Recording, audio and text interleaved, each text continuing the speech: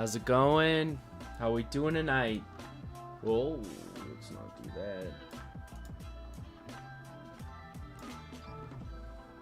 How's everybody? So, what we have for tonight, what we have going on today is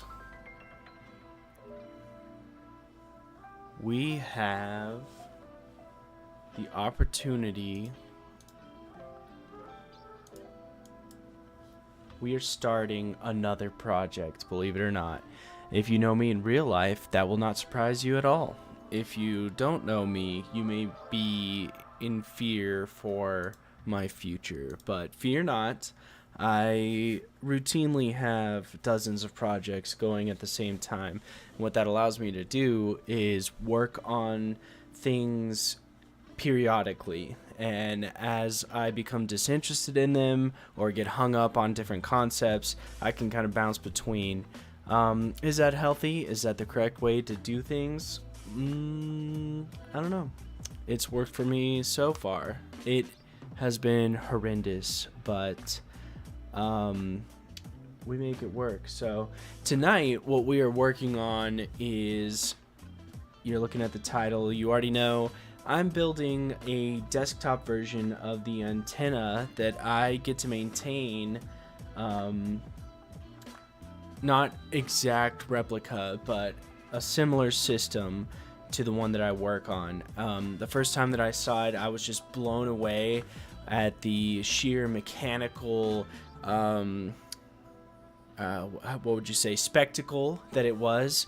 And I knew that if I could convey this in a more accessible form factor for more people, it may be a great teaching tool, but it would also just be a really cool toy / gadget to have, you know, in your office, on your desk, whatever, especially if you're an RF or a comms nerd, which I'd never thought that I would be.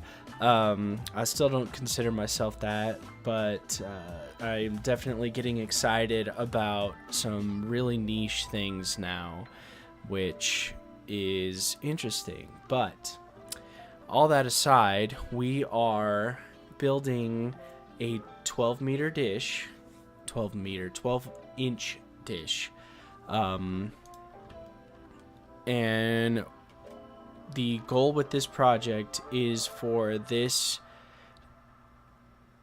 dish to accurately identify its position on the globe, and we'll achieve that through a GPS and a compass module, and then utilize a piece of software.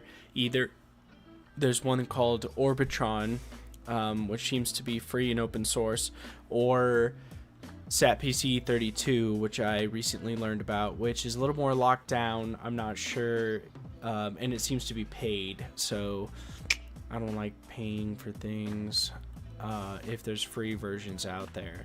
So what we're going to be doing is, when you set the antenna up and turn it on, it should locate itself like I mentioned, and then through that control software, probably Orbitron, you can select a satellite, and if it is within your viewable sky, the antenna will self-point at that and then track it as it moves across the sky. So what would be really fun is some of the faster LEOs, which is a low Earth orbiter, such as the International Space Station.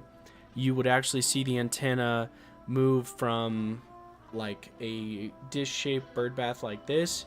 It would, and then it would find the space station and track it across the sky. You only get, I think it's less than 15 minutes, about, 12 minutes or so on average, to watch that. So you'll actually be seeing the antenna move like fairly quickly. But I also hope there's some quicker LEOs that we can capture, just so it's more interesting. Visually, this is supposed to be like a mechanical art piece. I want it to set itself up. I want it to return to stow. I want it to blink a light. I want it to make the buzzer sound saying that it's about to move. I want it to give a sort of like canned or like snow globe like experience to the real deal, which, if you're not aware, these antennas are quite large. I think ours, over 100,000 pounds and 60 feet in diameter, and it's not even the biggest one.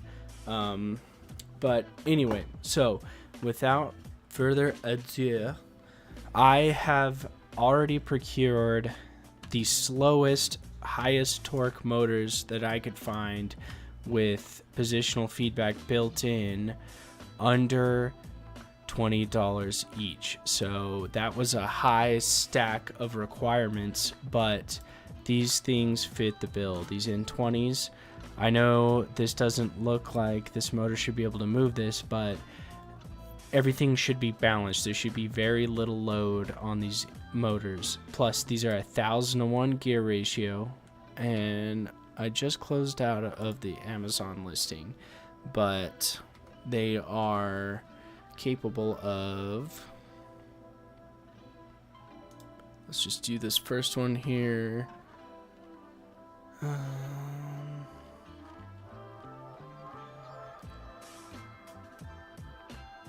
50 RPM. That's not the one I bought, right? Give me 1 second. I want to pull up the actual specs on this because that will help us determine. We're going to use these motors. That's the motors we got. So we're running them at 12 volts, which I have a whole gambit of electronics. I'll show you. It's a dual motor driver. Like I said, the GPS and compass modules. We're going to use an ESP32. Probably host a web page on the ESP32 so you can log in and control the antenna from your phone. Lots of fun stuff with that. So let's see. 7 PPR Hall sensor, so they will have positional feedback, which is important for pointing the antenna. I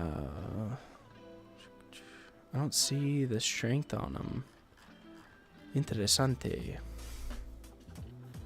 It's fine. We know they're going to be what they are. So, and plus, the antenna should be balanced. Hanging off the backside will be a giant counterweight that should alleviate a lot of the stresses. So, without much planning, yesterday, actually, I did a lot of planning as I've been thinking about building this project. I've been thinking about how to lay out the electronics, and especially this. In the antenna world, we call it azimuth and elevation. And in azimuth, you're pivoting around the base. Elevation, kind of self-explanatory. So we only need 2 axes for what I want to do.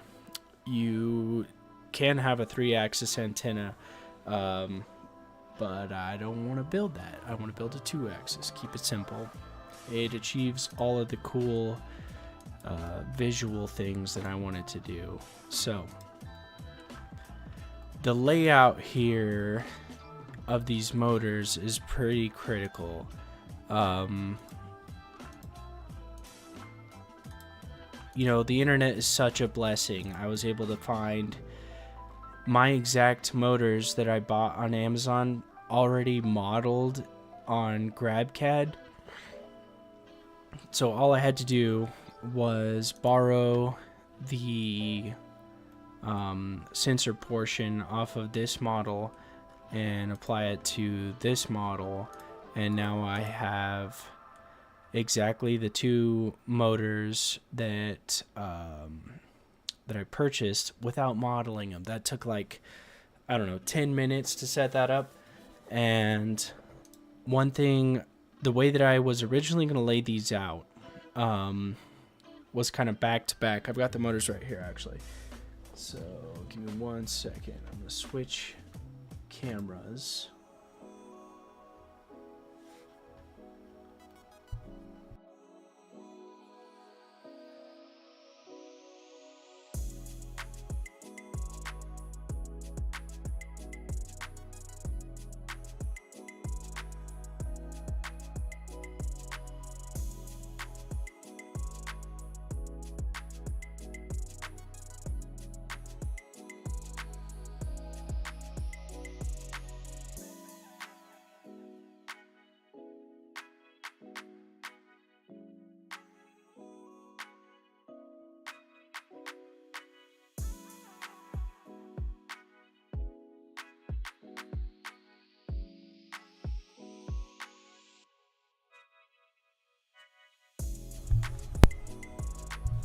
Okay, and I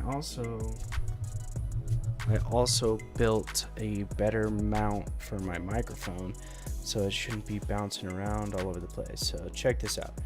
Here we've got, let's take a look at this one first. This is our, look at how tiny these little motors are. That's my thumb, right?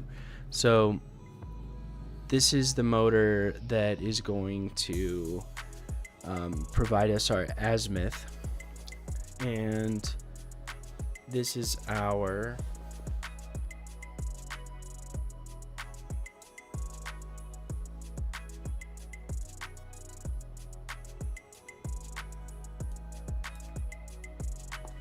elevation motor.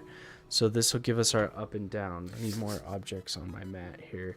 The phone hates this grid.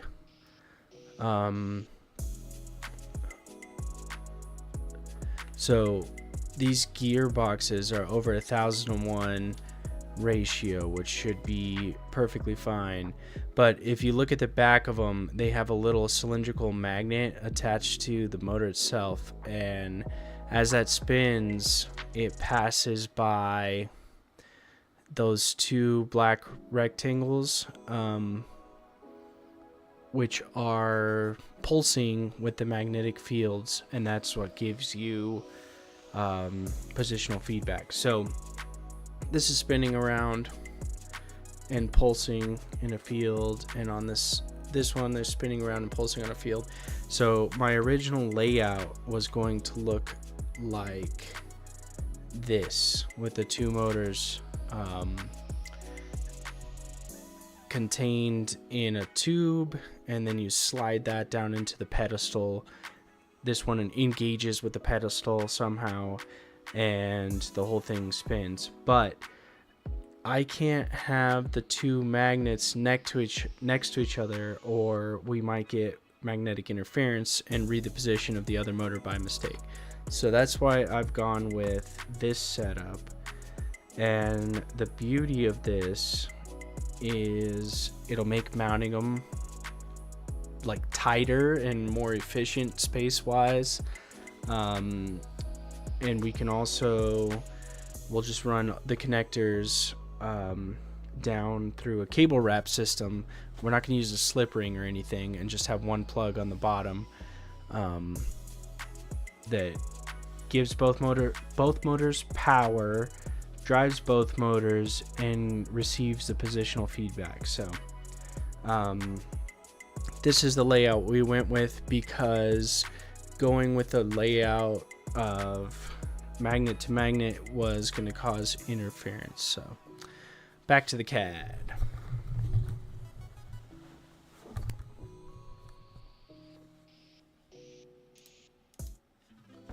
So we've got the motors laid out more or less there. And what I did this morning, or I don't know if it was yesterday, I think it was this morning, I just drew some rough shapes to get us on the board as far as some dimensions. So I took my ruler, my favorite, my ruler,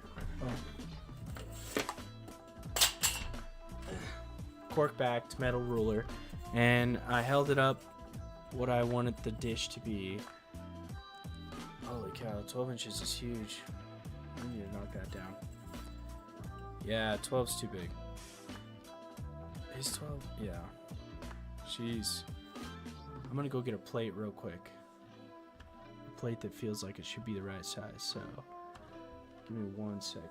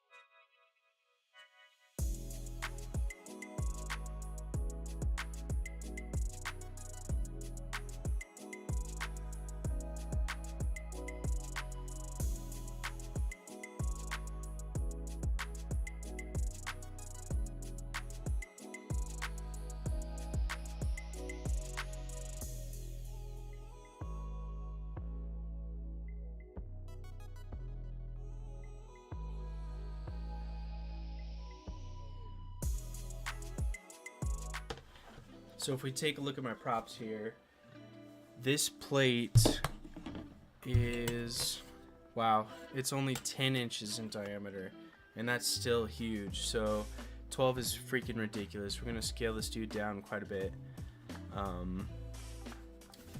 Yeah, and then this bowl is 6.5. So let's imagine. I think 10 is probably our number. Let's go with 10. So if that's the case, we're gonna need to make some major life changes here, because 12 is too large. So, ooh, I just put 12 right back in there, huh? So 10 on that, and then 16 seems ridiculous for the height. We're basing this off of, and you can Google this, the SDO antenna, which is quite familiar to me. 16 inches. So that would be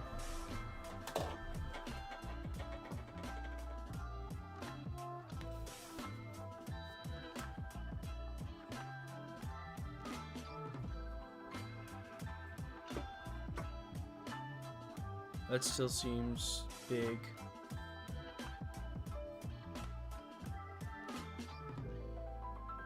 Four off the edge seems about right. So if we change this from being a dimension about the maximum height to a dimension of the minimum height between these two edges, watch this. We're gonna go in here, and instead of to the center, which is the default, we'll do the minimum, and we'll make that 4 inches.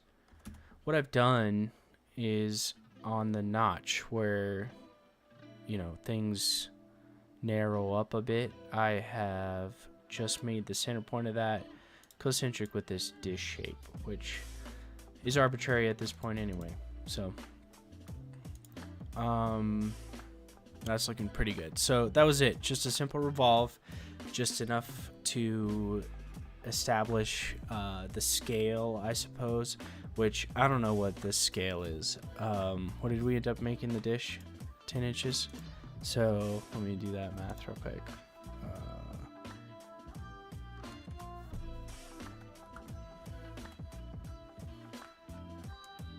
18 meters to feet is, well, 2 inches is 708 inches. Is that right? Seems right, maybe. 708.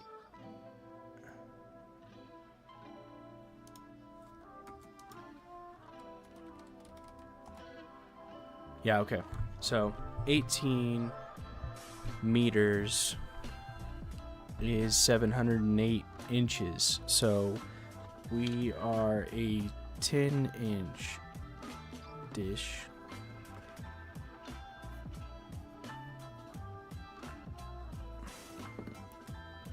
So we're 1/70th scale. Oh, so there's 170 seems to be a real scale of things, which is fun, right? 1/72th, 1/72nd. Okay. We're right in line with that scale, or close enough, I guess, for what we want to do. I'm not going to make it perfectly scale because I want to work in roundish dimensiones. So we're going to hop over and look at the reflector. I've been working on the reflector for probably an hour before I decided I should put the stream on. So I apologize.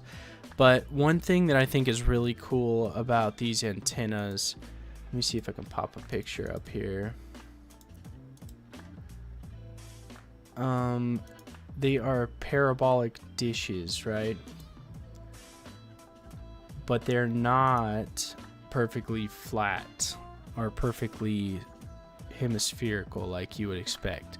They are faceted, and you can see that. And I think that having that detailed out in the scale model will just add to the realism and make it, it'll make it feel like an actual object. So what I did on this first revolve here is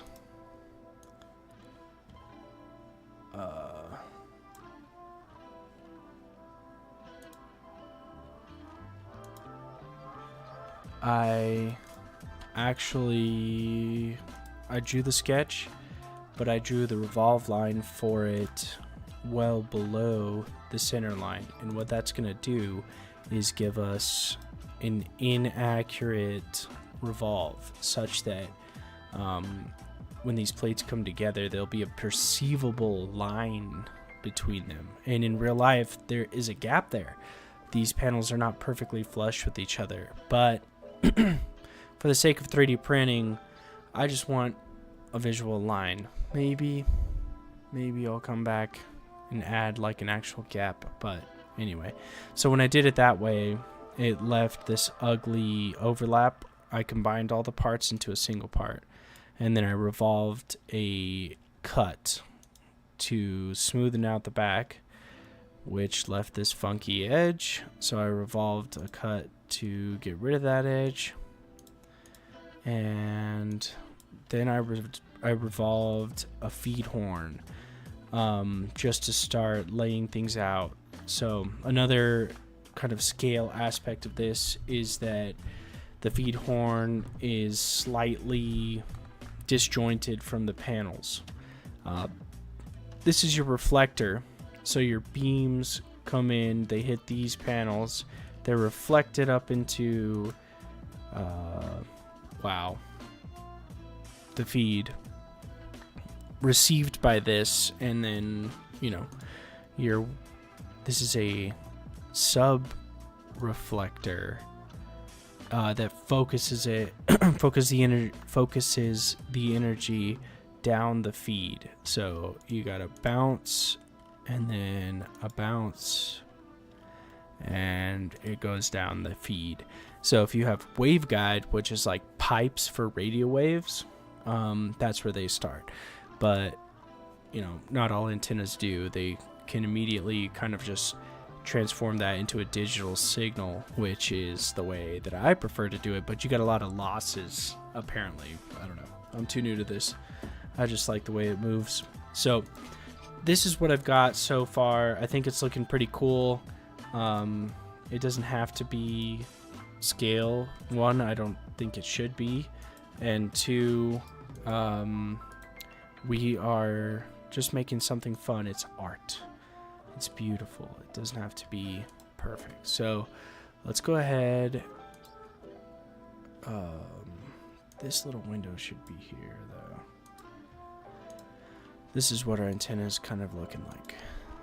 So we're going to throw some constraints on this dish for now so that we can build our yoke. Talked to my son this morning about the difference between the words yolk and yoke, because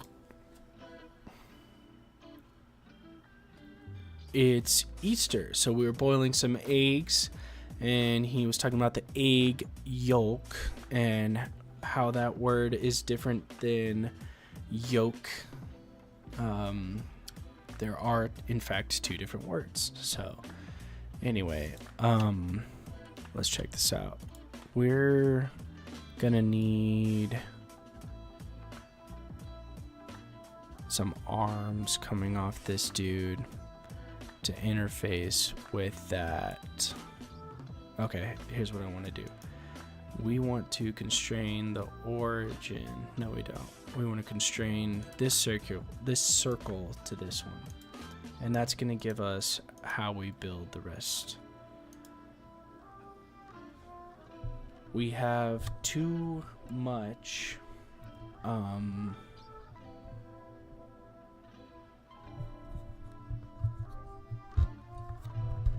oopsies.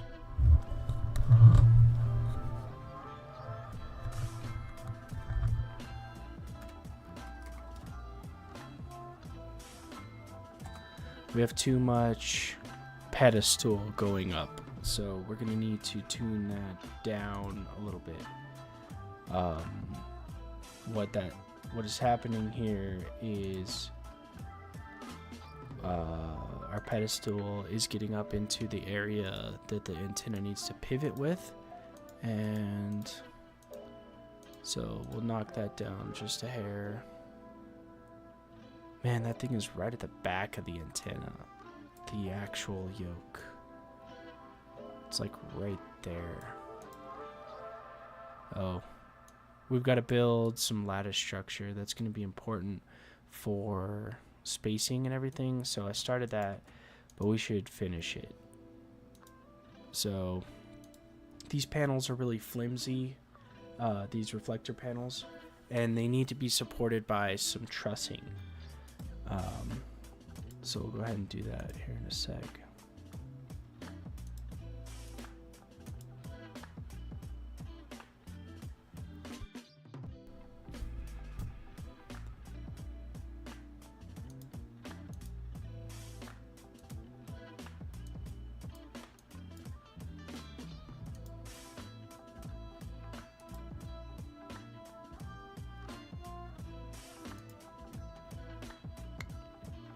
Give me 1 second.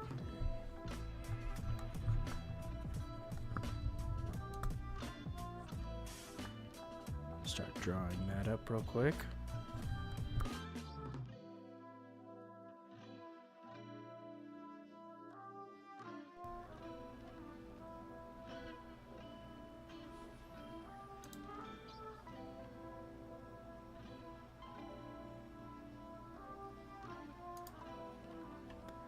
Perfect. My microphone wasn't being rainbow, and why buy RGB if it's not going to RGB?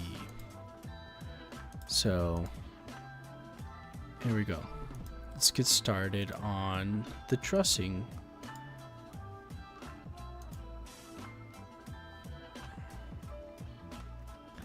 This is going to be a nasty, nasty conglomerate of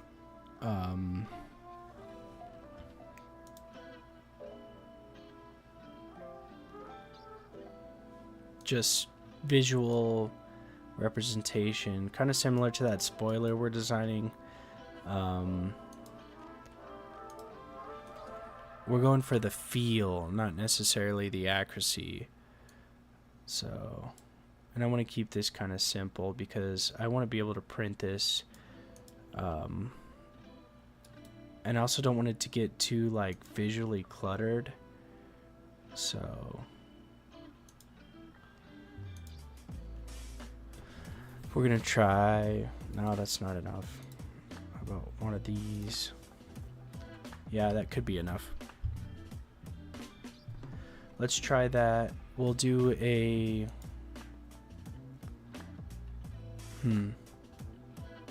should I sweep this? We'll try it a couple different ways. We're gonna try a thin feature. We're gonna select all these different members here.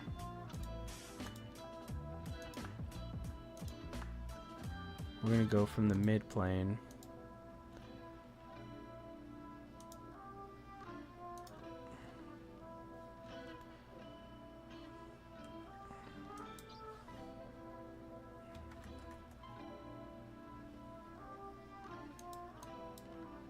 And we're just going to make the thickness, the T1 and the D1, the same value.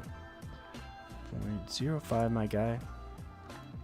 So that's pretty thin, but does it look alright?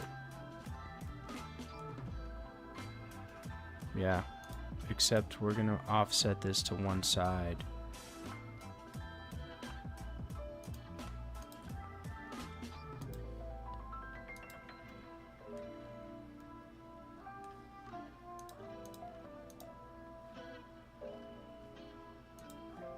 I don't like it. I don't like the extrude thin. In real life, these are definitely square, so we're gonna actually have to draw some more. I think 0.05 was too small.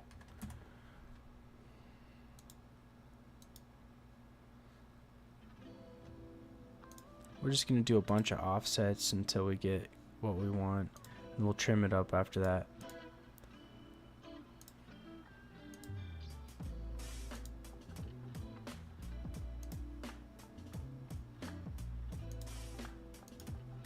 Okay, let's trim this.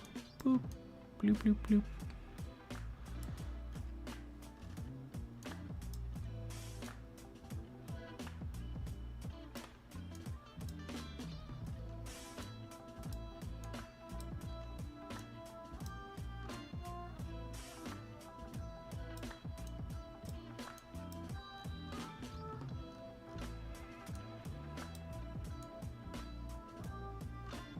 I wish I could play music.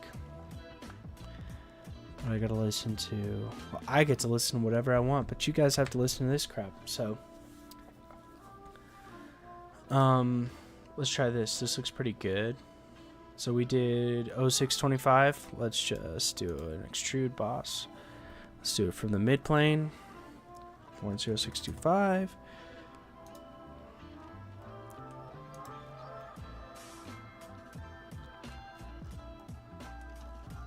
I don't like how thin that is, actually. Well, we got to revolve it. What was our other circular pattern? 18 times? 15. Ugh, 15's a gross number.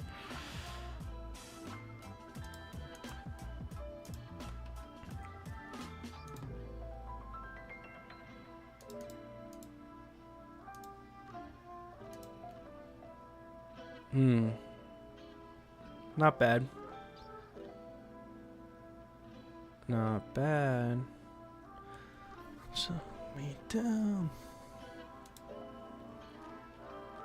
There are beams that just connect all these high points. I think that would look really good, but I don't think it's necessary for where we want to go with this right now. So we're going to move on from this.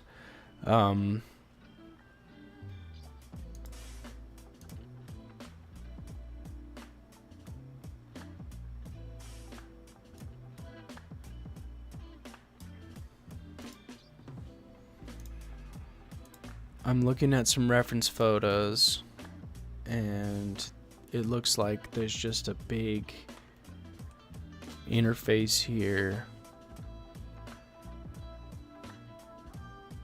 which kind of works for printing purposes. So,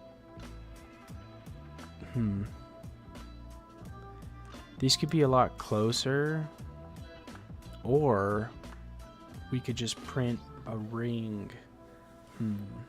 Then we wouldn't need this ring. I don't know. Let's take a look at it in context with the rest of the antenna now that we've got these. Ooh, that doesn't look right. So I drew... Oh, bummer. Oh, bummer.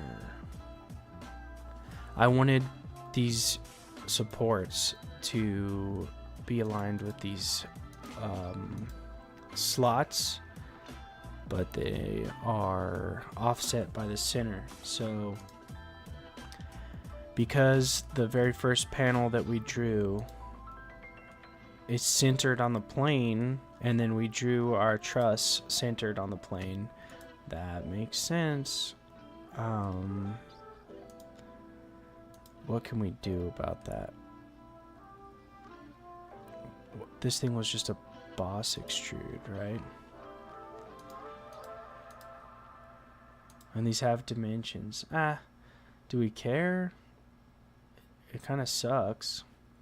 Let's do this. Watch. You're going to love this. We're going to leave all of that alone. Boom. Mirrored. Done. We're going to go back to this boss extrude. We're going to ensure that it is only the lower one that is selected. We're gonna let our revolve do everything, and yeah, there you go. That's some professional CAD work right there. Some lazy bum work, if you ask me, but pretty cool stuff. So it works for what we want it to do. We're gonna have to split this dish up. Actually, what is it? It's 12 inches. Yeah, we're gonna have to split it up. But it'll print better in a couple sections, so not a big deal. Give me 1 second here.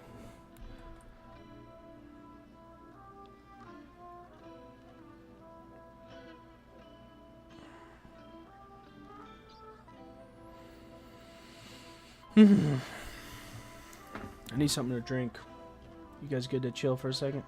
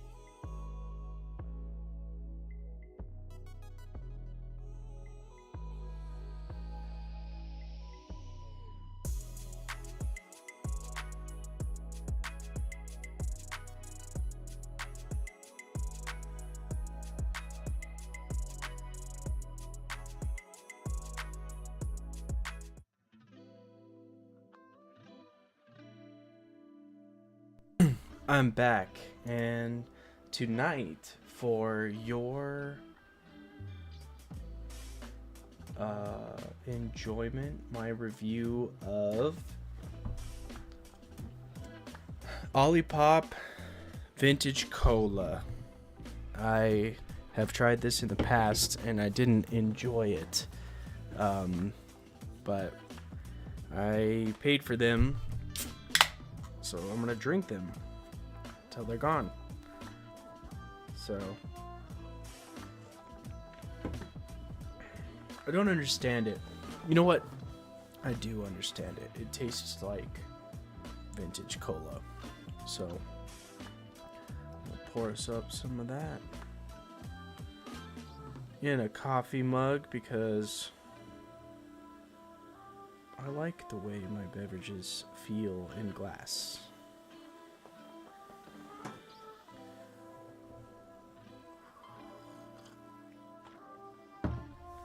Delicious. Not really, but moving on. Okay. What we want to do now is look at it in context with the rest of the antenna, and the pedestal is too high for 1 point, for one reference. Let's drop that down.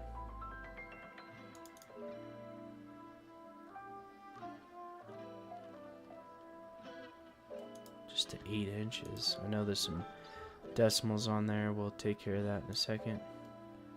What does that look like? That's looking decently accurate, I guess.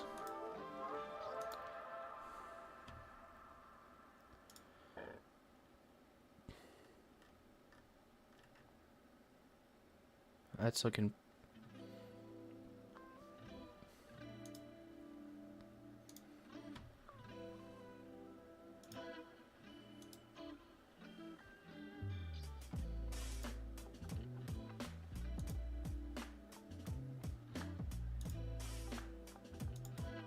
So what I have for a reference photo is the Near Earth Network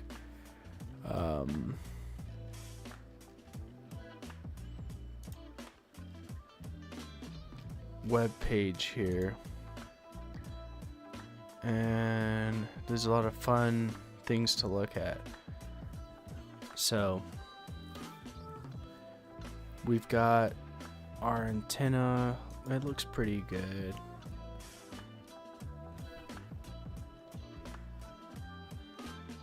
And this dude needs to be, at this current time,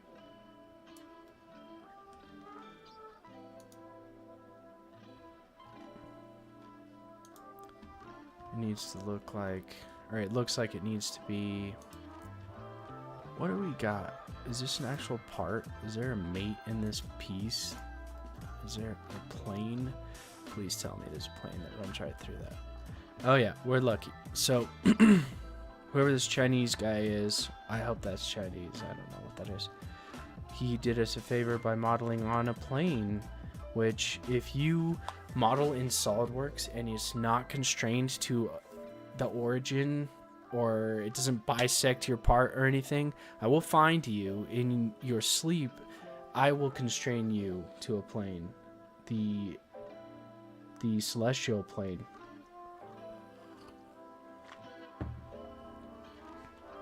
Disgusting. So yeah, that's looking pretty dope. I'd buy it, you know.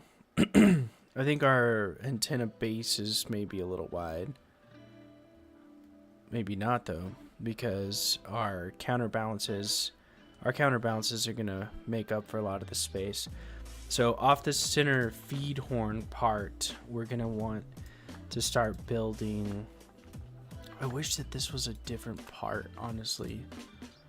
Does this reference anything else?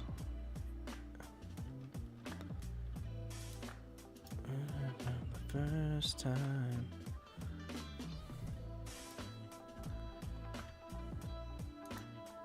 Okay, now that this doesn't actually reference anything, I wonder if we can make a new part from this. You cannot do that, apparently.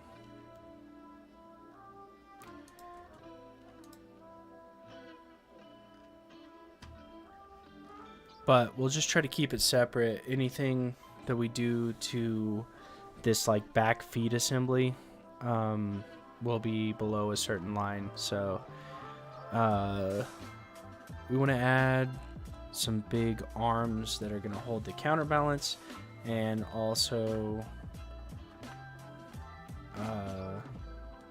interface with the actual elevation motor.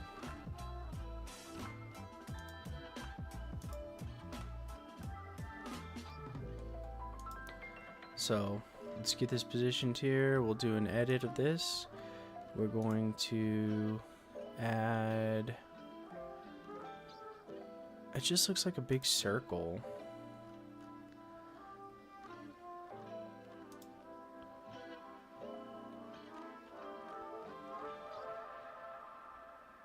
But it can't be, it's gonna have to be a square. That would make the most sense.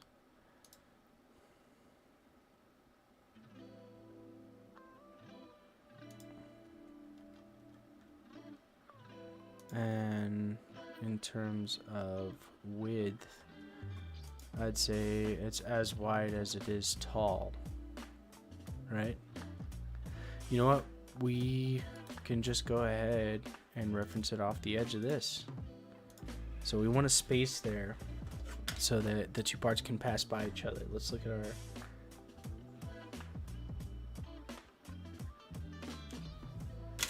.0625 seems fine to me. And then if we make those equal, then we're gonna need to take our pedestal height down a little bit so that those don't interfere with each other.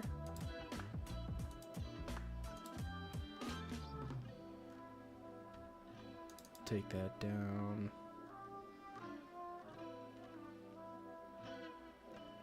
Nice. 7 7/8. That looks pretty cool. So, editing this component again, we're gonna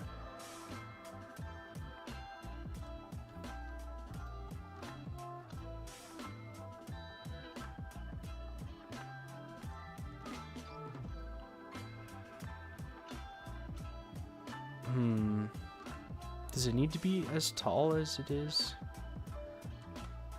I don't know. Let's just get some shapes blocked out, get some visuals going on, and then we can go from there. So let's make this 1/8 of an inch.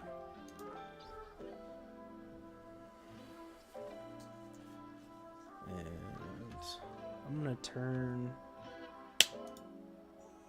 this way.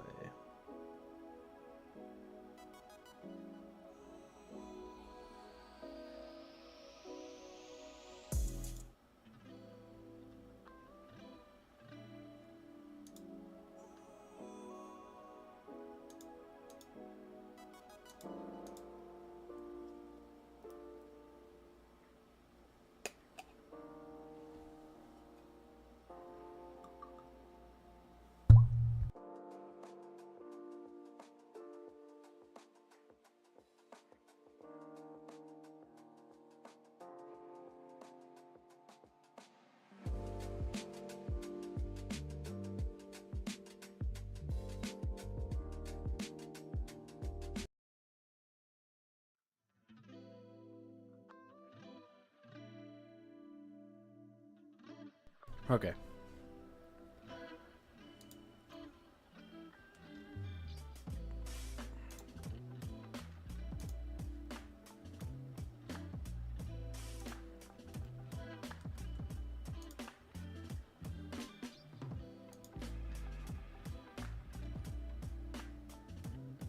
So these just look like giant plates that essentially, they're just square. They don't have any cool features to them. They will eventually get a hole in the center to interface with this, and then on the back side, it'll have a weight. So they can't be longer than this 3 inches, right? 3 and then one more half of whatever it is. So what is this distance here?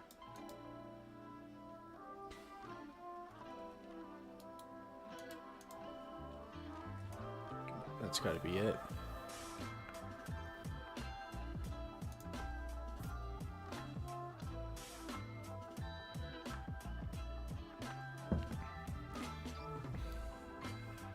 Ugh. Vintage cola, what are you doing? Let's clean this up a bit. So one thing I did pay attention to is this knuckle at the top that is going to be for our elevation here in a minute. And I think that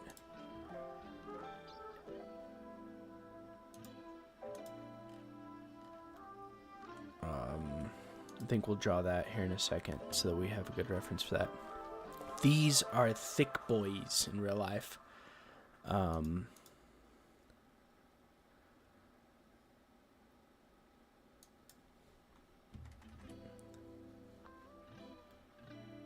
We don't want a mid plane, we want a blind, and we need to change our sketch to add to this plate thickness instead of being on the back side of it. So as these move out, as these get bigger, whatever,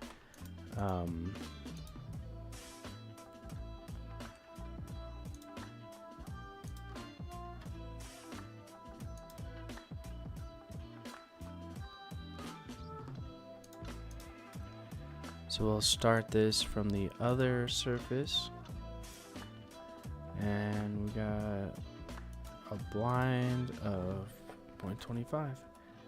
Oops. Need to go the other way.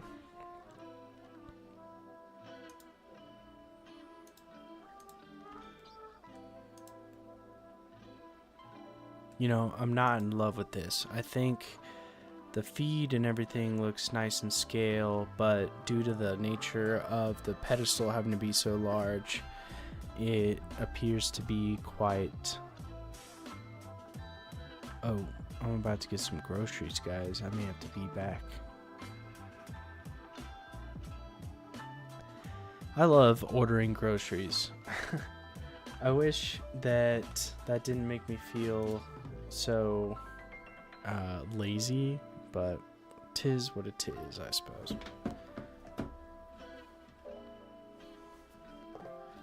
Turn my notifications up here. I don't know why I'm...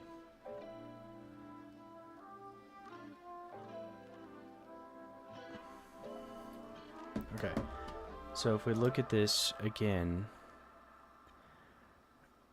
it looks decent. We're gonna do something cheesy. No, we're not. We're gonna go ahead and start constraining some of this. Dude, this is actually looking freaking dope. This is turning out really good. So let's edit this in context. But we want to turn off the external references for this feature because things are going to be moving around, and I actually don't want the references to follow that. So we're just going to add a simple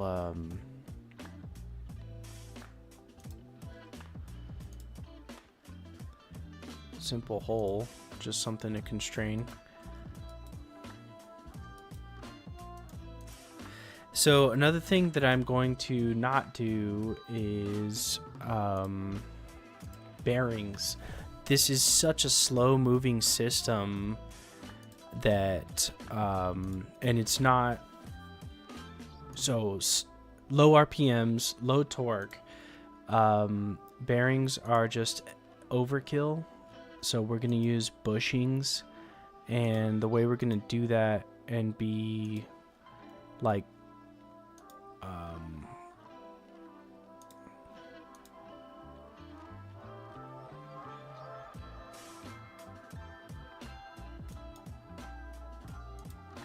the way we're gonna do bushings and be happy is with some grease. So we're gonna design them almost as if they are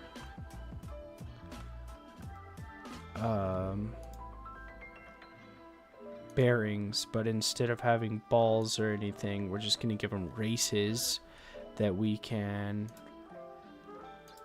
lube up. That should have constrained this motor. Did it? Looks like it did. And this should now... Oh.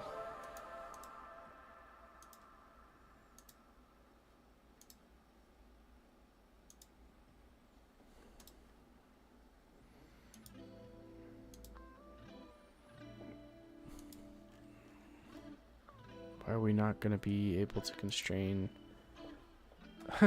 Why wouldn't we be able to constrain to the right plane?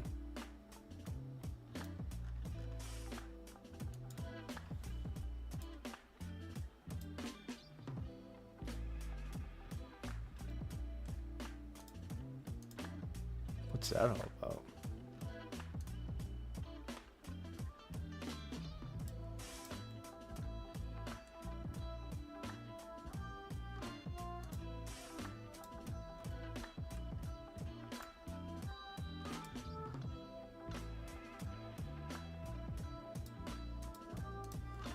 Okay. So this is gonna be like, then it'll move.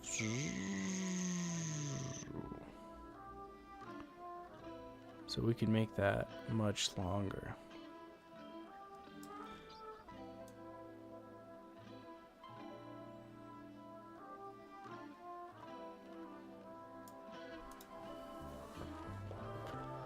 So the bottom section of the pedestal is actually much taller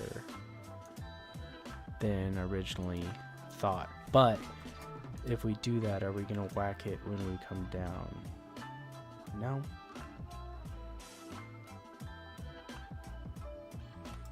Let's make these just a tad longer, and then we'll bring the bottom section of the pedestal up as well. So we're going to edit this sketch here. We got 4 inches. And remember, this is where the counterweights are going to be as well. So if we add weight further out on the end of these, it will have a greater effect on balancing out this dish up here. So that's chill. We're going to stand her up again. And in real life, these two features barely clear each other. So it seems like the concentric, or the midpoint mate on this is not going to fly. Made it in this other sketch here. So this was cheesy. I sketched everything in the assembly, and then I just kind of moved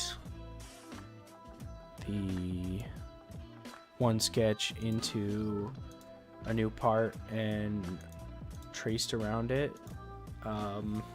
Don't recommend. Now I have to edit a parent sketch to my child sketch instead of just editing the feature sketch itself. So yeah, this looks pretty cool. This is looking good.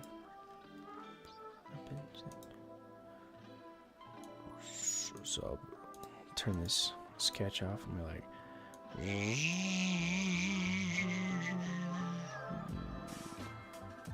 micro switches. Ooh, I wonder.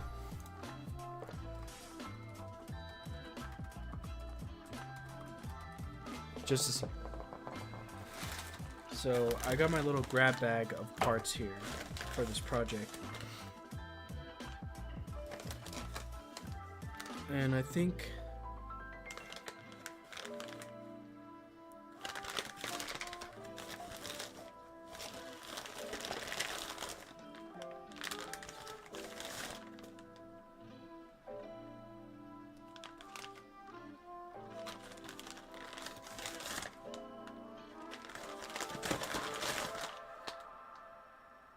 L298N. So we want to see if we can achieve sensorless homing with an L298N.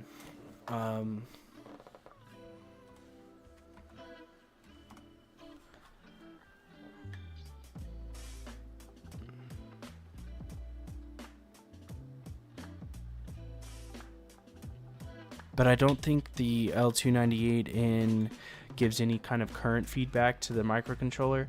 So that's probably what homing, how sensorless homing works. I've never looked into it, but I would imagine what it does is it looks for a spike in the current that's going out to the motors, indicating that they've been stalled essentially. And wow, that's cool. Check this out. All 4 of the boards are still together. I'll have to snap them apart myself. So if we're not going to be able to home in that way, we're going to have to use some switches, which sucks a little bit because I didn't realize how absolutely tiny all these components are actually going to be. But that's okay because the antenna was getting really large. So let's take a look at this again.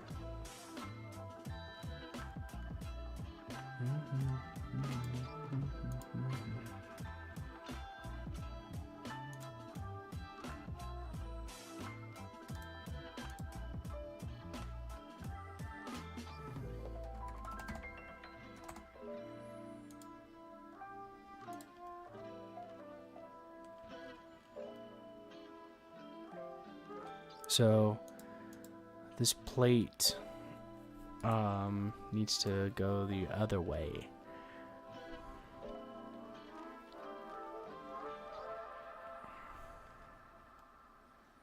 Wait, why is that happening? Oh, because it's on a mid plane. Whoopies. Okay, now it should have only attached itself to this center. And then the dish will just like slide on the end. But it should work without.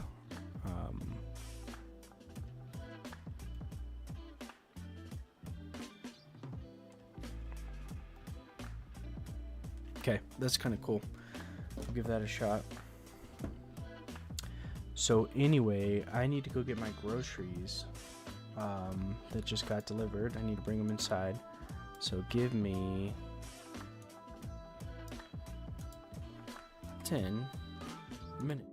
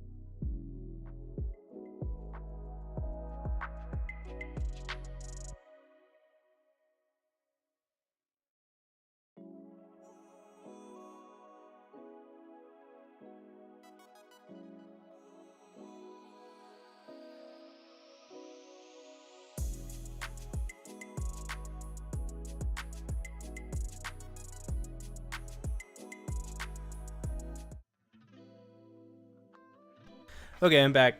Sorry about that. The guy was into cars, and I built my Datsun so that I could show it off to people. So that's what I was doing. My bad. All right. We were right in the middle of trying to interface this yoke. Is that what we want to do? I want to start on this feature. Oh yeah, here's where we're getting into some funkiness, right?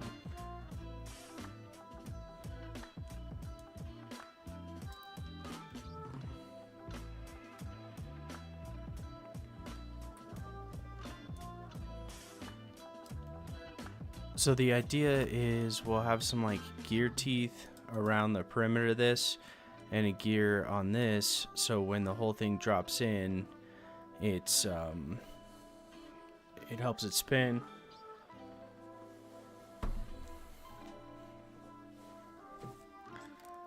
Just a second, it's getting too warm in here.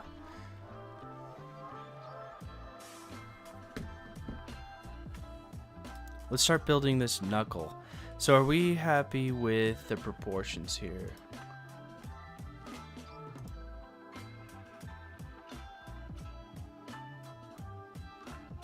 Could narrow it up a bit, but there's really not room. So, I added the connector to our pigtail, and that is so we can kind of measure what the actual space is that it takes up. And that looks like it's 0.875 of an inch.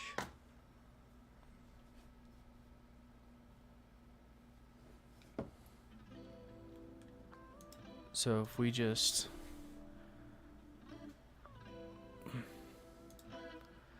my knee hurts.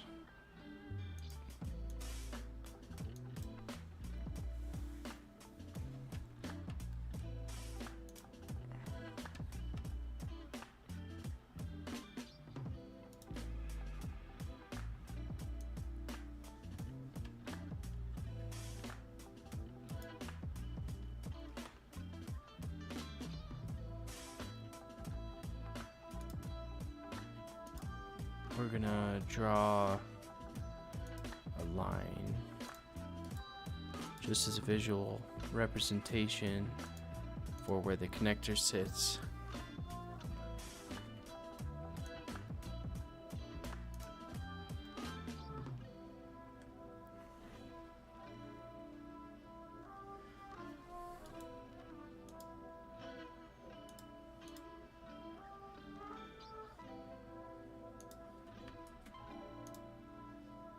Maybe not.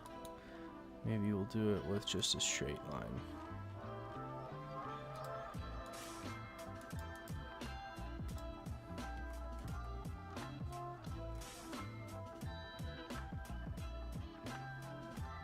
Okay, so that's the absolute minimum that we're gonna get away with, but we don't really want to get that close.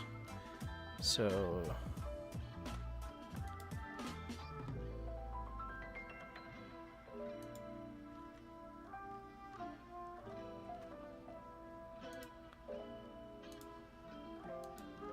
this is in the GM12 assembly. I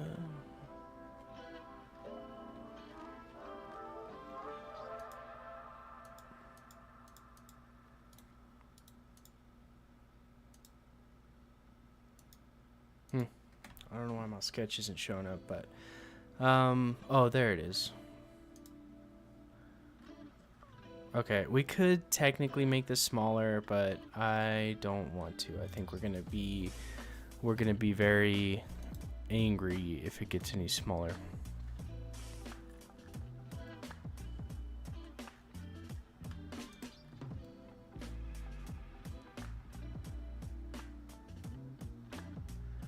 So I think in light of that, we're happy with our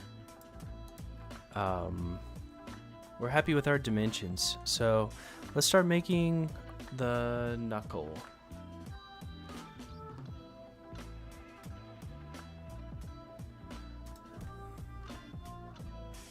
Start a new part here.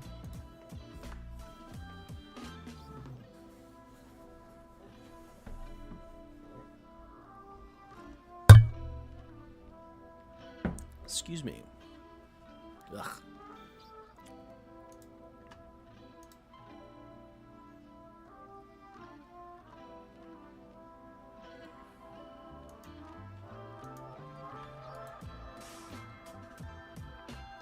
The outside of that is 2 inches. Dang, this thing's small.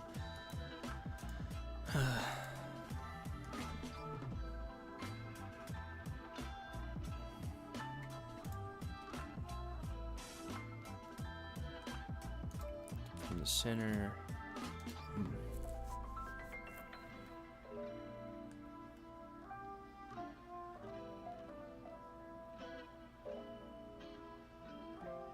The inside is 1.75, so that's only an 1/8 wall. Is that what I'm talking about? I guess it is. That's fine. It's so funny because that shadow actually looks like that.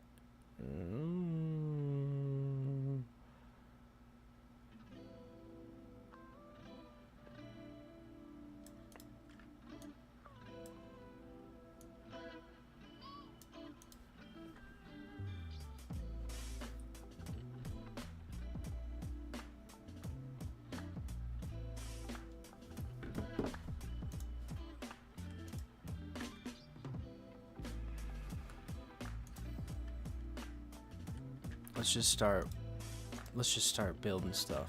So we'll go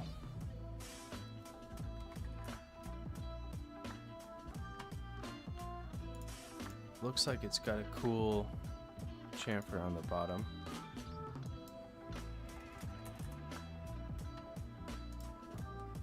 Then looks like from the right plane we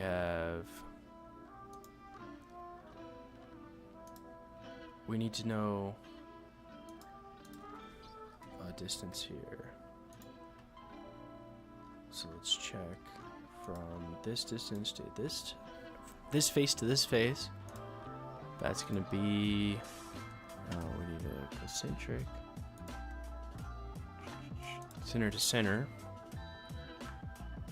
1 1/8.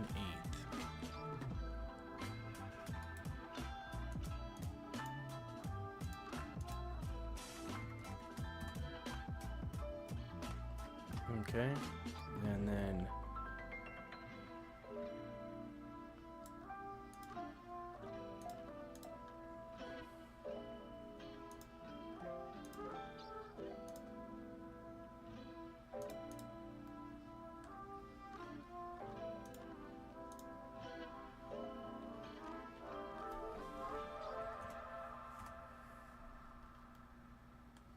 oops, we go mid plane on that one.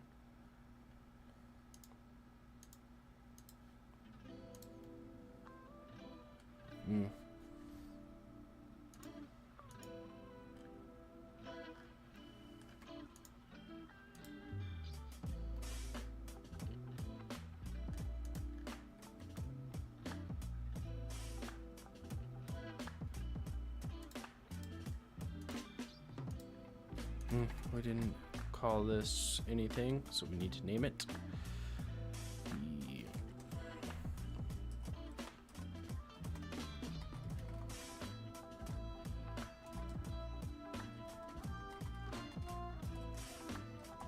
I am not an antenna designer. I guess I am technically tonight, but I don't know what the technical name for any of these parts are.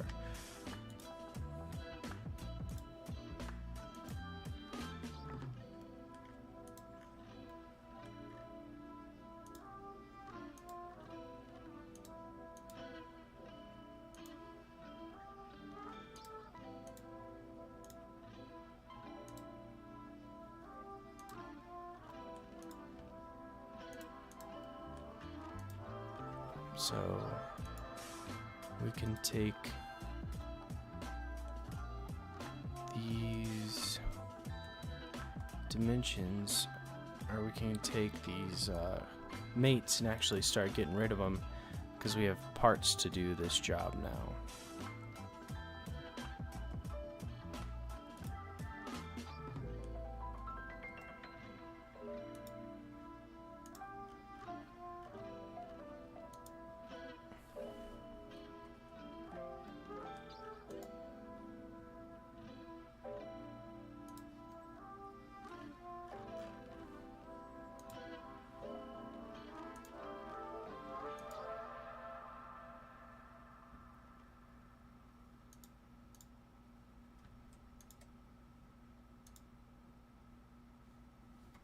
Something about this part doesn't want to be concentric.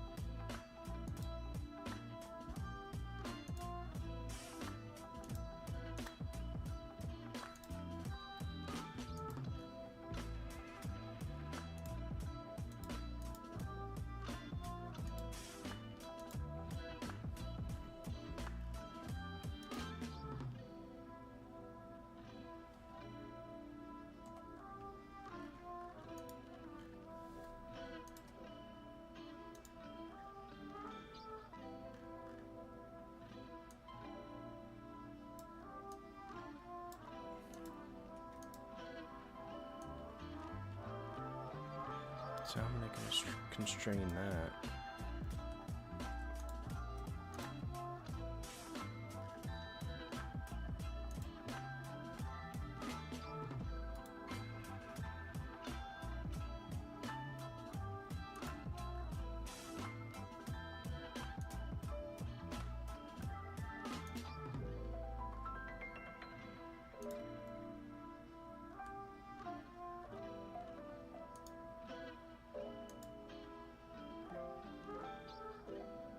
Okay, I guess it took that one. Don't understand that. So now we have a constrained as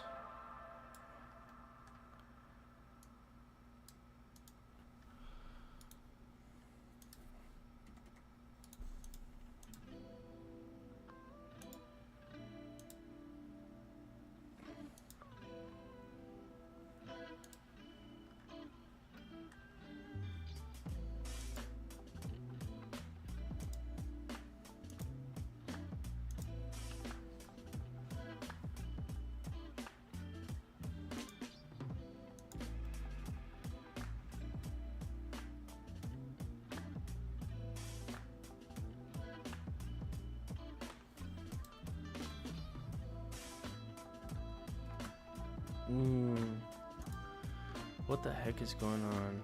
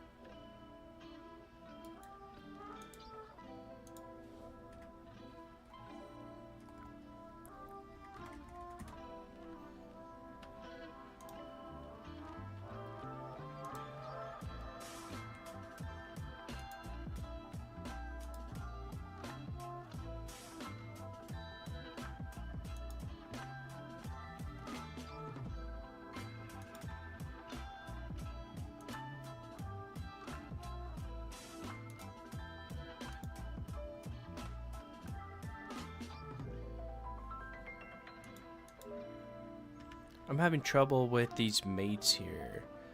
This motor, something is just a little bit wrong with it, it seems.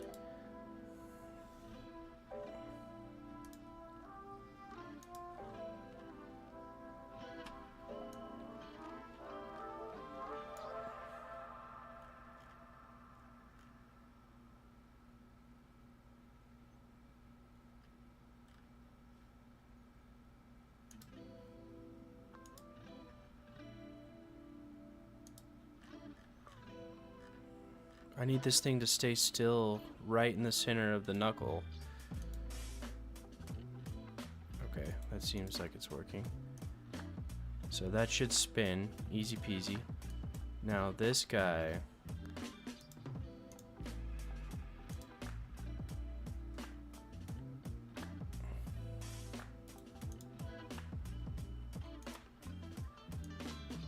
yeah, that's what I need. That's what I want. Okay, so this can't be.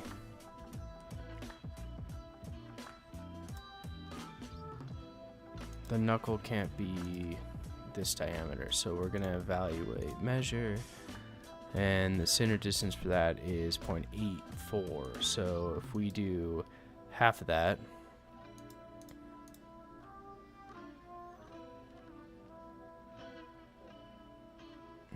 we need it to be this high off the base.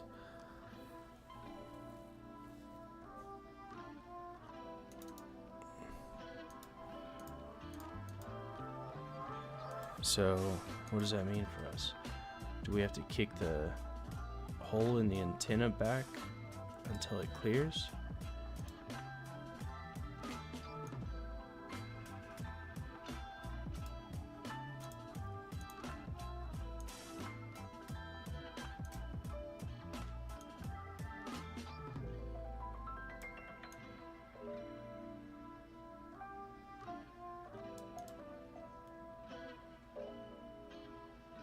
How much does it interfere?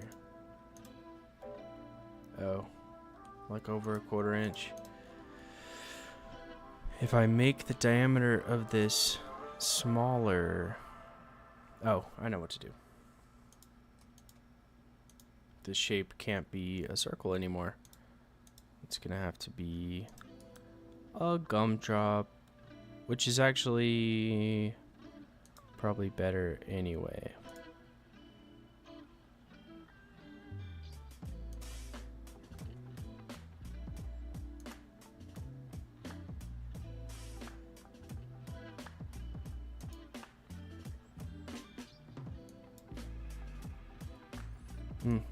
I seem to be getting tired and making dumb mistakes.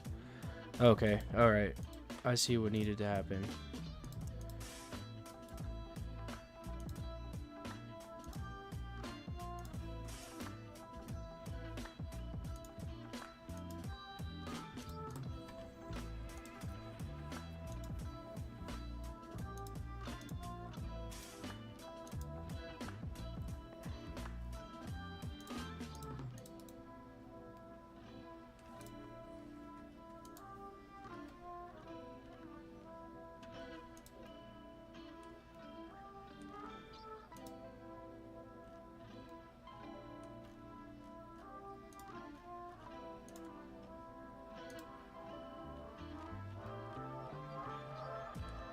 .84, and I believe, is it 9/16?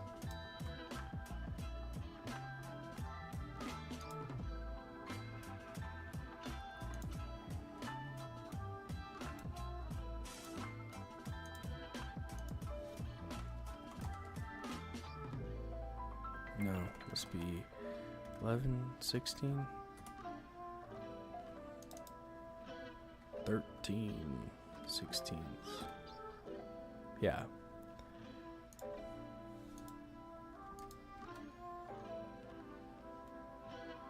Okay.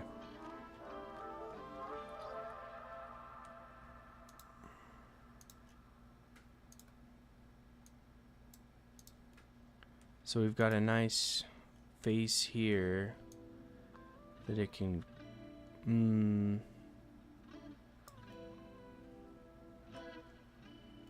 we're crashing.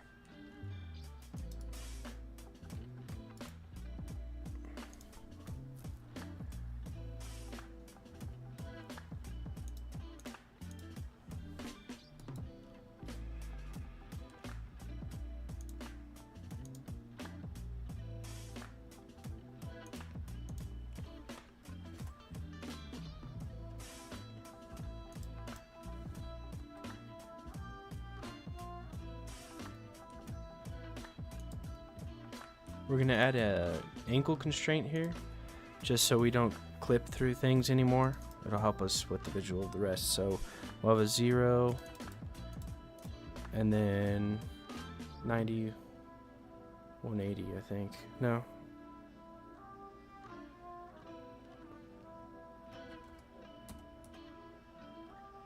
Oh no, that should just be perfectly straight up. Oh.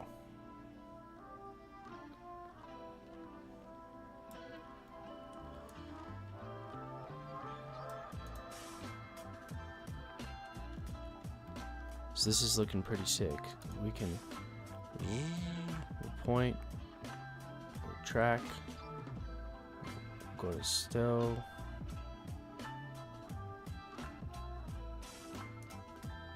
All that fun stuff. And we're not crashing. Well, we kind of are crashing the pedestal, but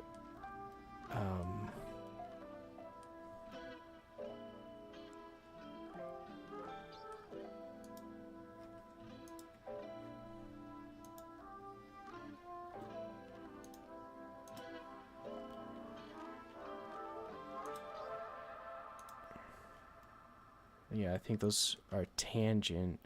So that's hard stop at 90 degrees, which I think is fair. We should just leave that. It's like a safety feature.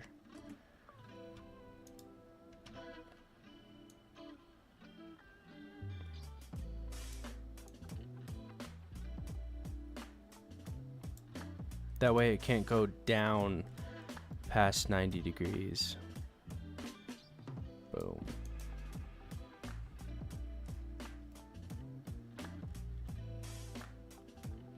But in that instance, we could make this distance much less. So that's 1875.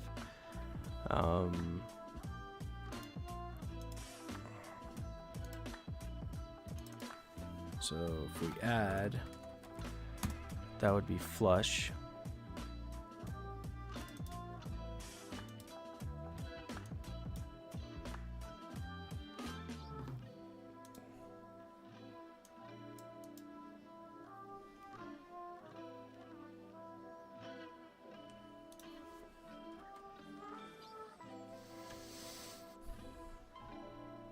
That's too close. We want a little bit of a gap.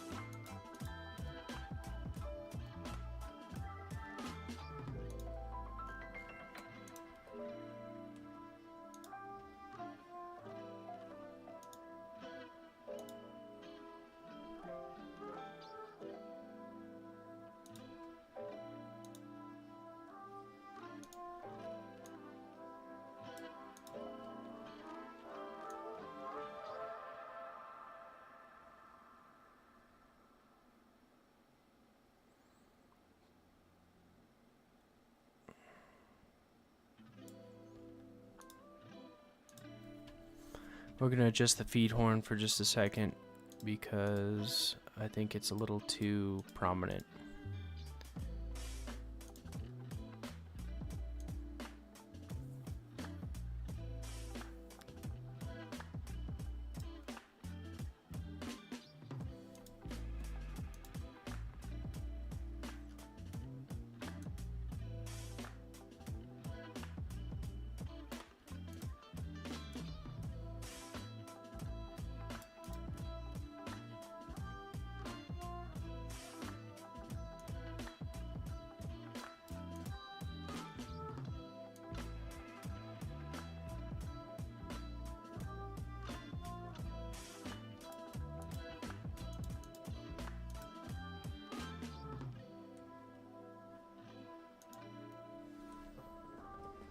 Okay.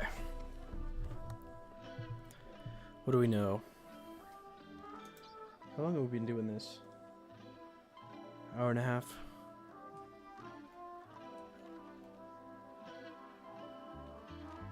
Okay. So let's just go ahead and suppress this, the whole reflector assembly. Oops, I don't want to suppress that. I want to change its visibility. Transparency.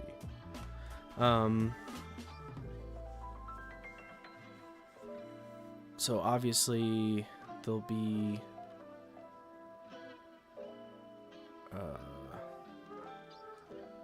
some kind of peg or something that interfaces with this, but what I'm really interested in is how these two motors are going to interact with the pedestal. Oh, I didn't even think about offsetting them at 90. Does that give us any benefit? Yeah, I guess it could.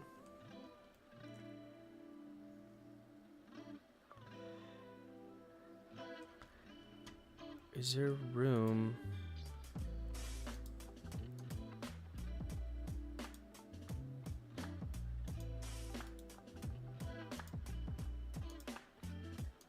Is there room to put this guy up here? Because that would be super chill. So let's change.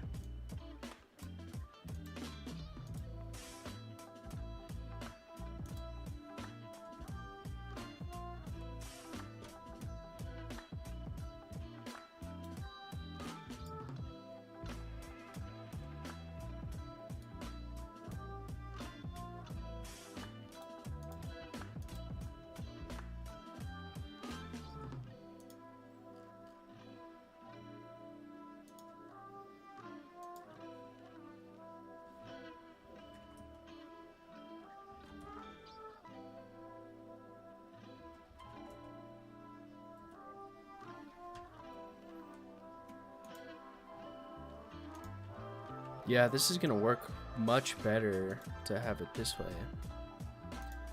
Would you look at that? We're making some changes. What's in the middle of that?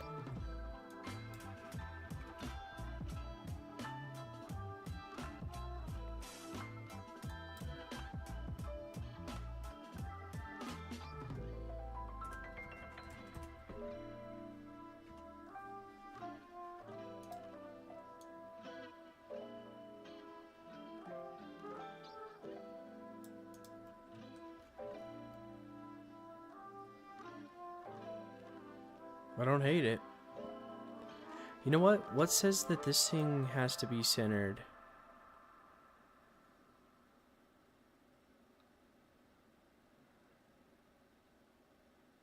Nothing really, I guess. Except for the sake of printing parts symmetrically. That could be a lot easier. So what we're gonna do, we need to make this part, the knuckle here, kind of slip fit into the pedestal, and then it'll pivot around.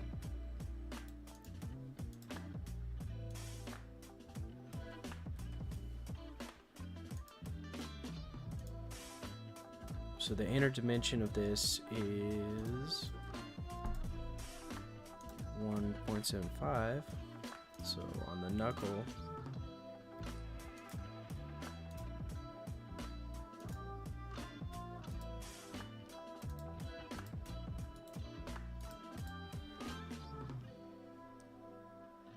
we'll do 1.75 minus, what's a good clearance but a tight fit? 0.0125.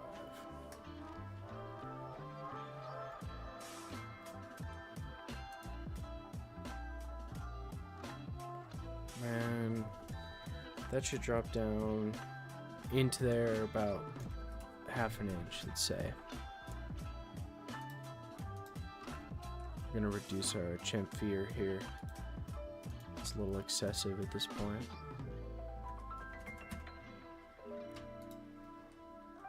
There's actually no edge for this to ride on.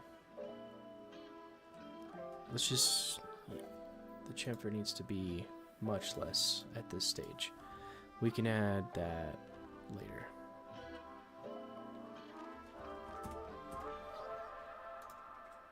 All we want to do is like clarify that these are not the same part with the chamfer.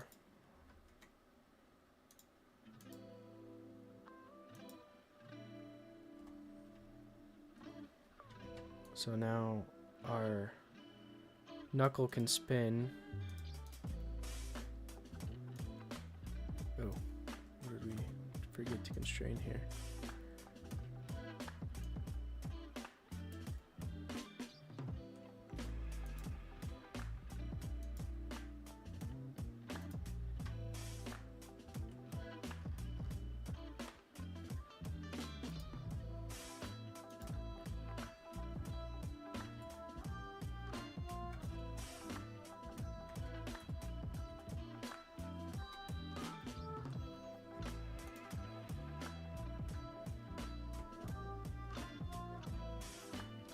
Okay. So then we'll have a little gear on this one that interfaces with a gear on this, and that will give us our spinning motion. Oh yeah, that's gonna be sick. Are we printing gears? Is that the move? I don't know what the shafts are. Gears are probably inexpensive. So if we put this in millimeters, it's a 3mm shaft. Let's look up a 3mm gear.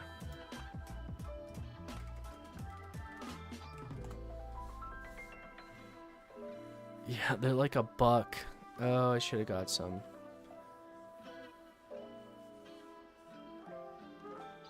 But what's the point of having a 3D printer if you don't use it? So we could probably just print a gear for that.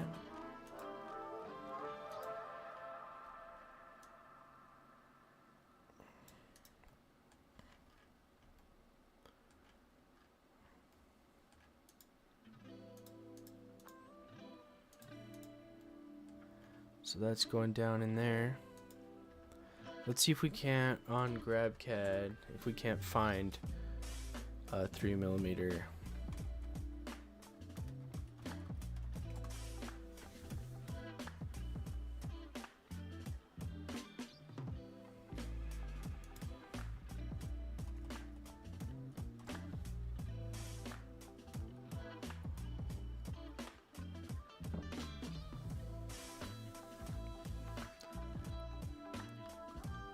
I've got plenty of pulleys, but let's look for a gear on McMaster. For shaft diameter, 3mm. Oh, that's disgusting. They want $111.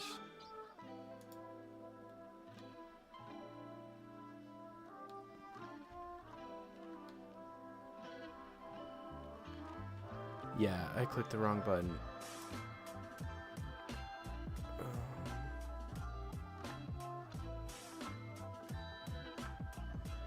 Let's grab a little guy. The OD 10mm plastic. They're $5 each.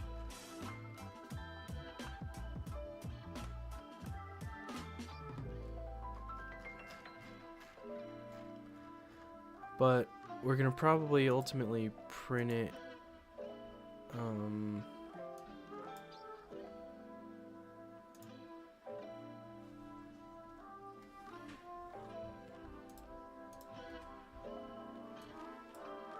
Here's our gear.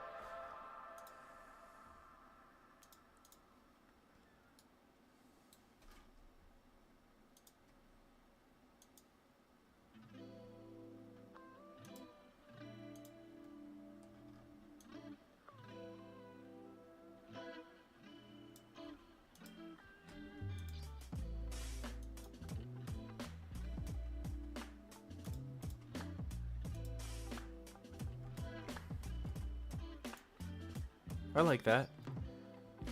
It could be bigger.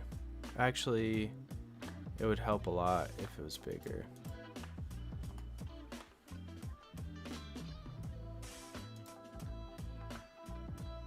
So that was an OD of 9 mil. Let's just go for the biggest one they got.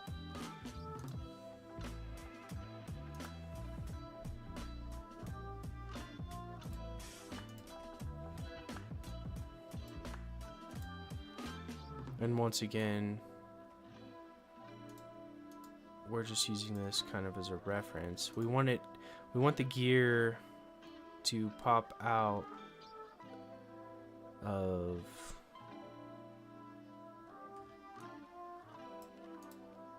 maybe it doesn't have to. Give me 1 second to think through that thought.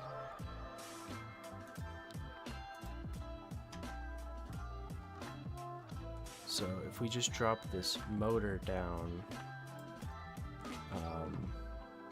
in here, then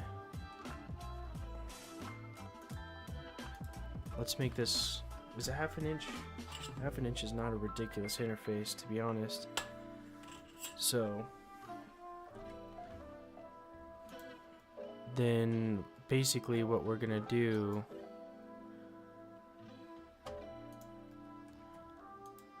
we'll make sure, yeah, as this spins around, it's gonna interact with the wall here. So how do we draw that profile?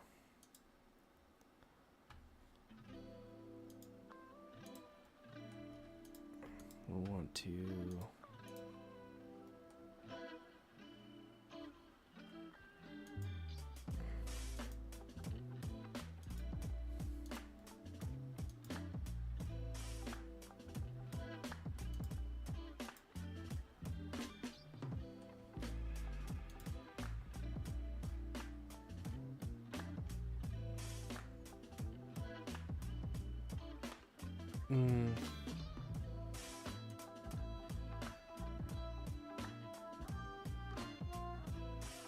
we're gonna mostly guess.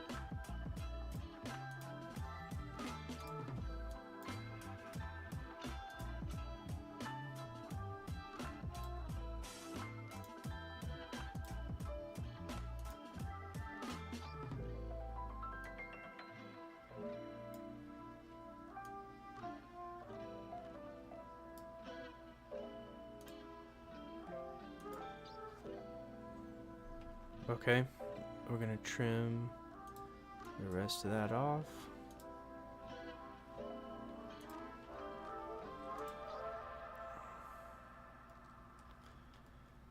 And, oops, before we extrude that, let's get rid of our thing here. We're gonna switch to this view. We're in our sketch still, so we'll extrude it. We're gonna do an offset from this face. We know we need to be below half an inch, so let's just go safe with a 5/8 offset. We'll go down the other way, and the gear width is 4 millimeters. Let's do 3/16 to be happy. And we'll switch it to be this way. So 5/8 seems to be too much. 0.5, 0.5625.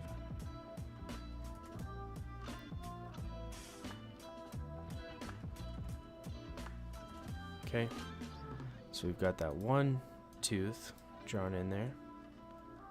and it's going to interface with that gear. So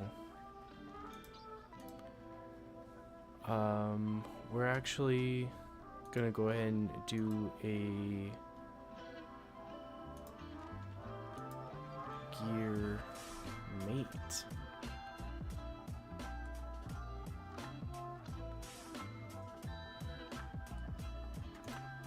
I'll hide this completely. We're gonna grab this face and this face. We're gonna mate them using the SolidWorks gear mate.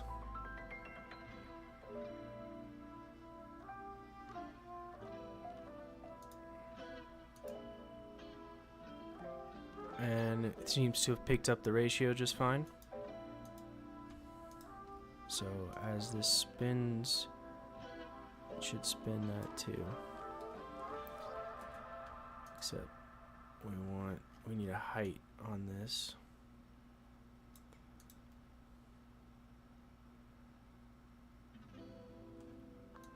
These two, we're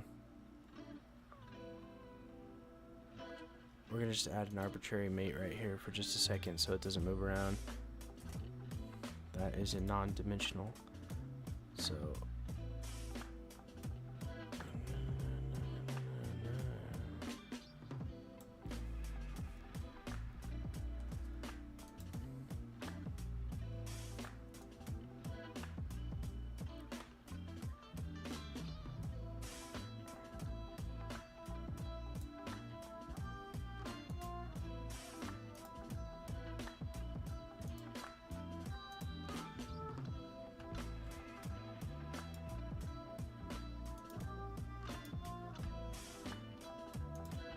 we're going to circular pattern our little tooth.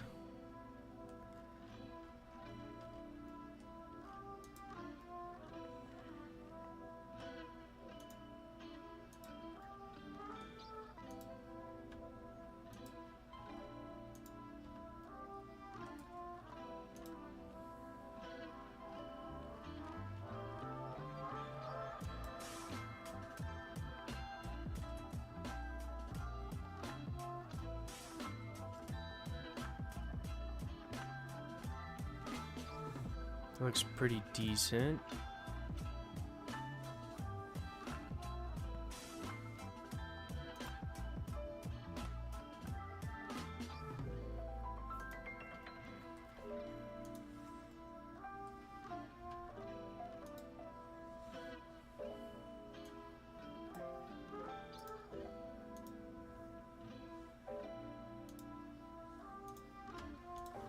Okay, so if I did this right, as this spins around, it's interacting with these gears.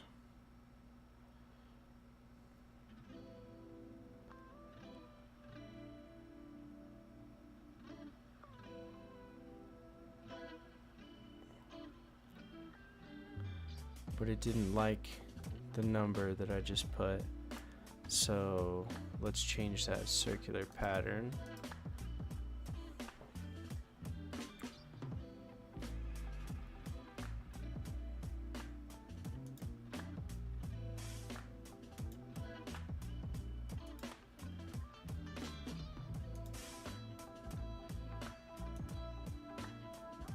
Didn't like that either.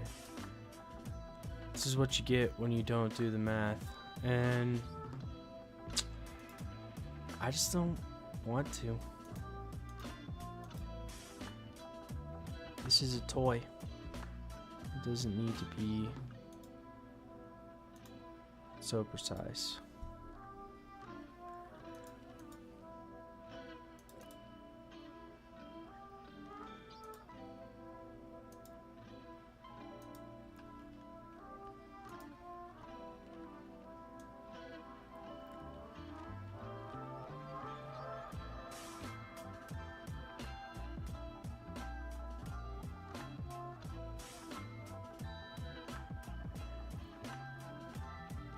Coming too fast.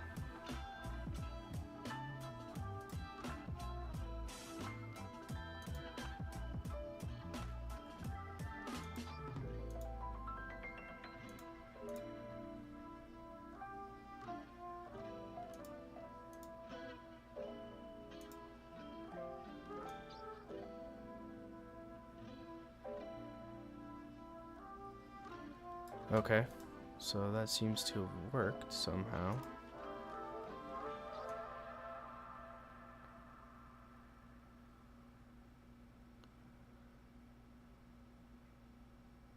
Dope.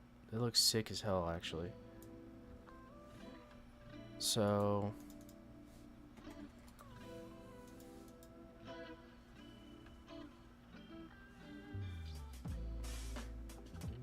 what we want to do now is edit our original profile here for the tooth.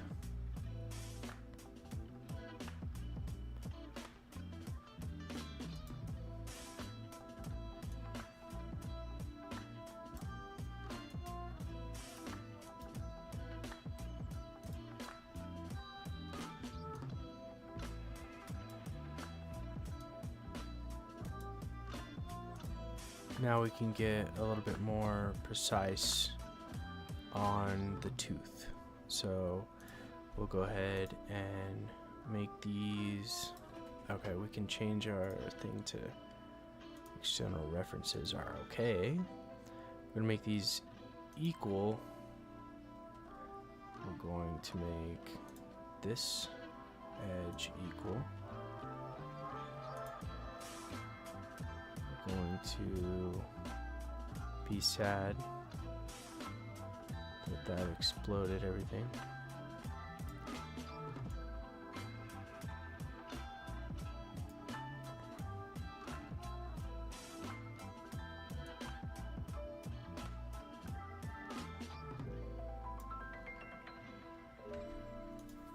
Test that real quick.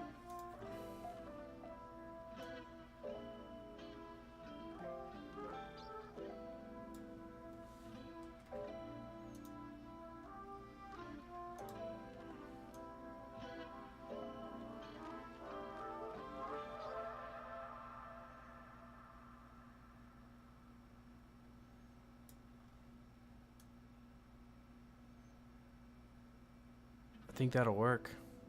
You don't want to make them super precise.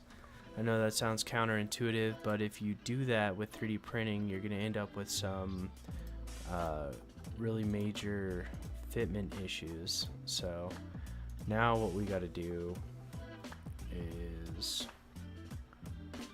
we can come to our sketch here. What?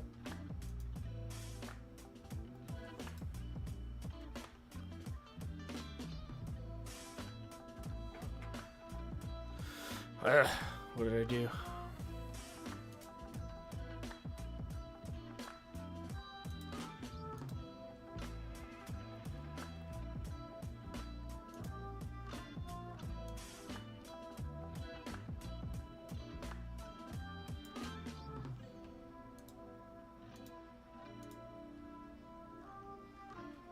Okay, so that's happy like that.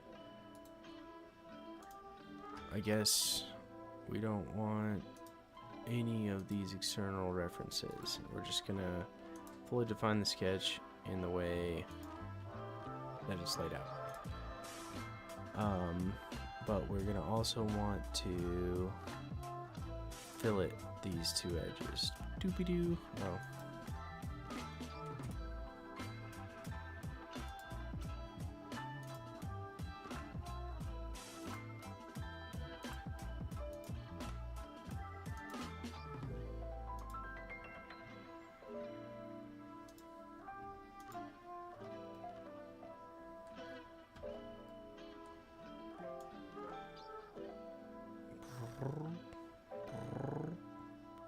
It's gonna be so sick.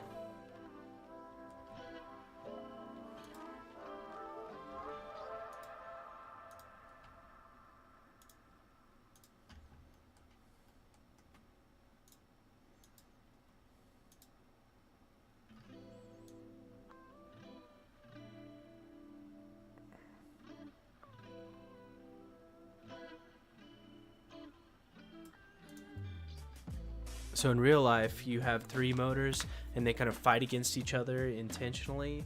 and that prevents backlash. So your positioning is like thousandths of degree accurate. It's insane. We're not going for that here. I think it'll be tight enough. I mean, technically we could put a second motor in here. It looks like we've got the room, but thanks to Trump, these motors went from dollars a piece to tens of dollars a piece. And I think he did that on purpose. He hurt my feelings.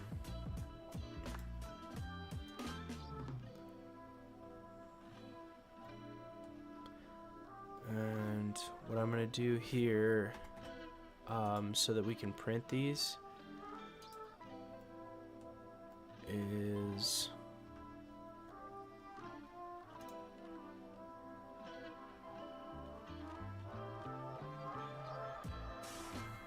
before we circular pattern it, actually, we can do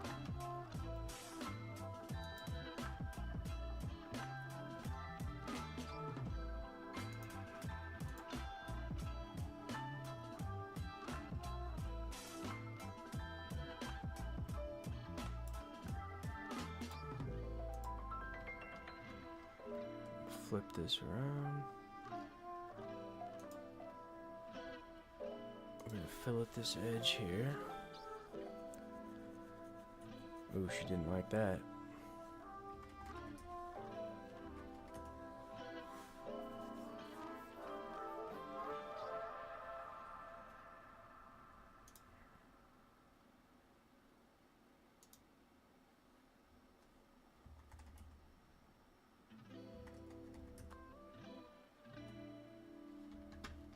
Okay, and then we'll add a little guy on each side here.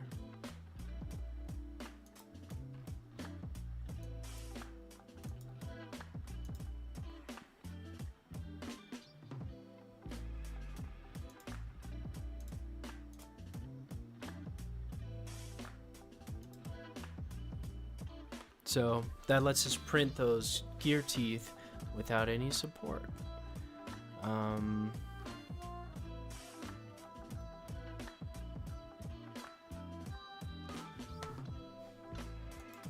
It's looking pretty good.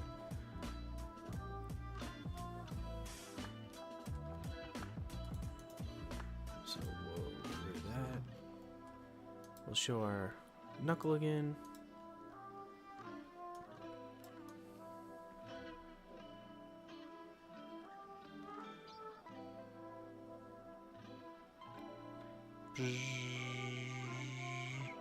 Oh yeah, it's gonna be pretty cool.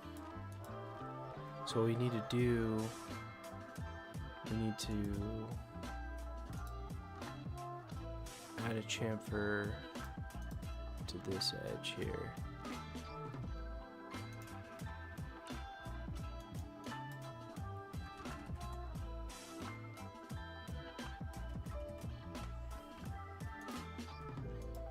And we'll add a chamfer to the knuckle.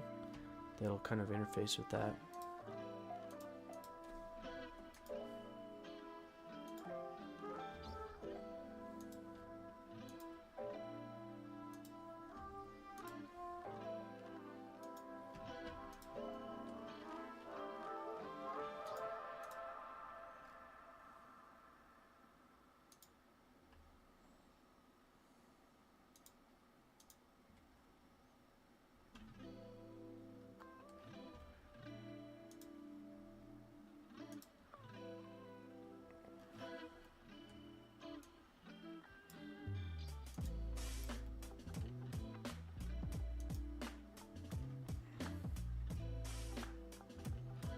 Okay, so we can't have the same chamfer on both parts.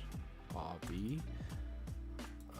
You can't occupy the same space with one object, so I'm just gonna chamfer that slightly less.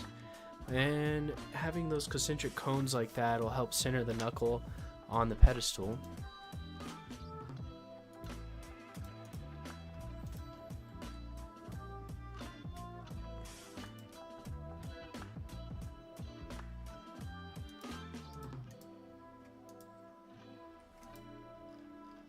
So now if we look at that cross section there, we're going to be riding on this face here.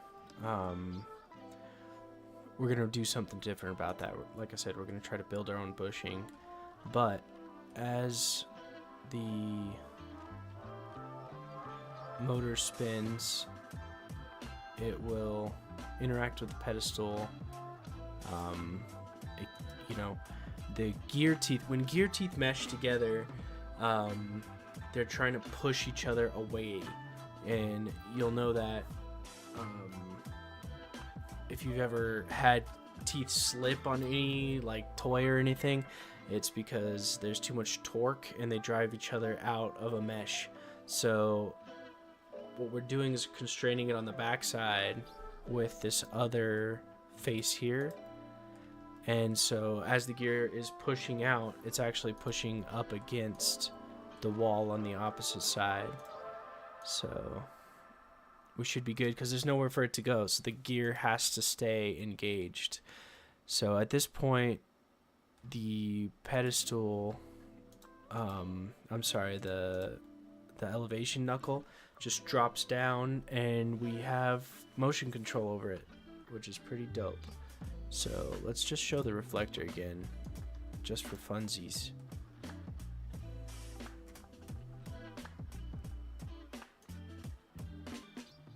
So we got this going on.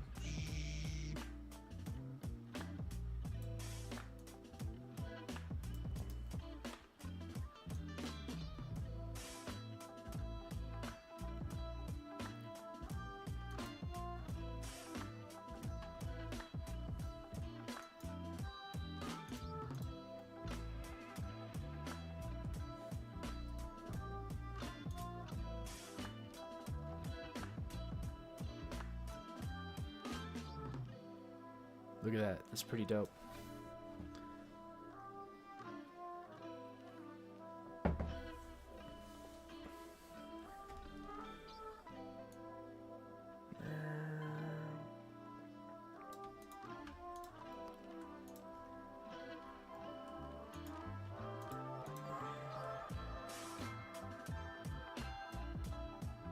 So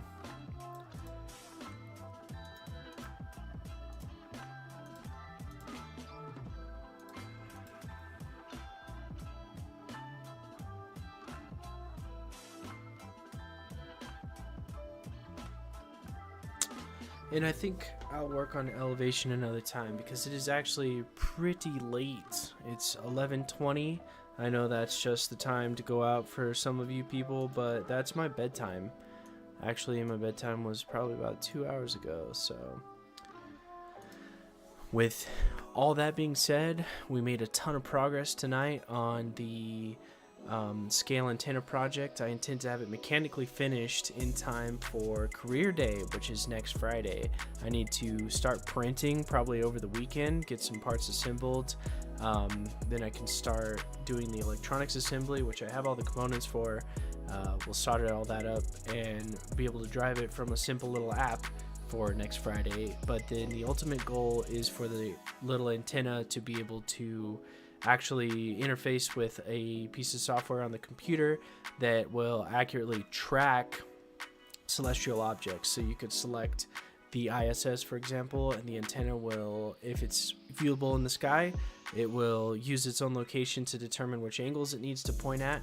And as the ISS passes over, this little antenna will be able to track it, and it'll be kind of fun.